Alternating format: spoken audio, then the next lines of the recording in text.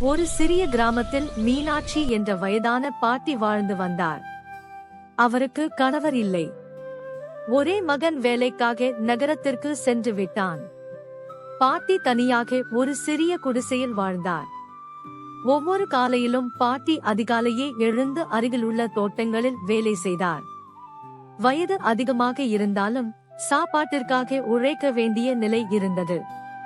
வெயிலும் மழையும் பாராமல் உழைத்தார். ஒரு நாள் கடுமையான மழை பெய்தது. பாட்டியின் குடிசையின் கூரை ஒழுக ஆரம்பித்தது. வீட்டிற்குள் தண்ணீர் வந்தது. இரவு முழுவதும் பாட்டி தூங்காமல் ஒரு மூலையில் உட்கார்ந்து இருந்தார்.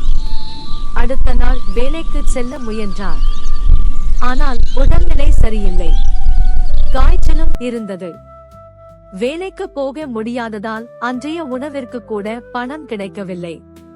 பசியுடன் வீட்டில் அமர்ந்திருந்த பாட்டியை பார்த்த அக்கம் பக்கத்து சிறுவன் குமார் மிகவும் வருந்தினான். தனது அம்மாவிடம் இதை கூறினான். குமாரின் அம்மா உடனே சாப்பாடு செய்து பாட்டிக்கு கொண்டு சென்றார். பாட்டி கண்களில் கண்ணீர் மல்க, "எனக்கு உதவியதற்கு நன்றி மகளே" என்று கூறினார். அந்த செய்தி கிராமம் முழுவதும் பரவியது. கிராம மக்கள் அனைவரும் சேர்ந்து பாட்டியின் குடிசையை சரி செய்தனர். சிலர் உணவுப் பொருட்கள் கொடுத்தனர். சிலர் பண உதவியும் செய்தனர். சில நாட்களில் நகரத்தில் இருந்த மகனுக்கும் இந்த விஷயம் தெரிந்தது. உடனே கிராமத்திற்கு வந்து தன் தாயை அழைத்துச் சென்றான். "இனி தாயை தனியாக விடமாட்டேன்" என்று உறுதியளித்தான். மீனாட்சி பாட்டி மிகவும் மகிழ்ச்சியடைந்தார். தனது கஷ்டமான நாட்கள் முடிந்து விட்டதாக நினைத்தார்.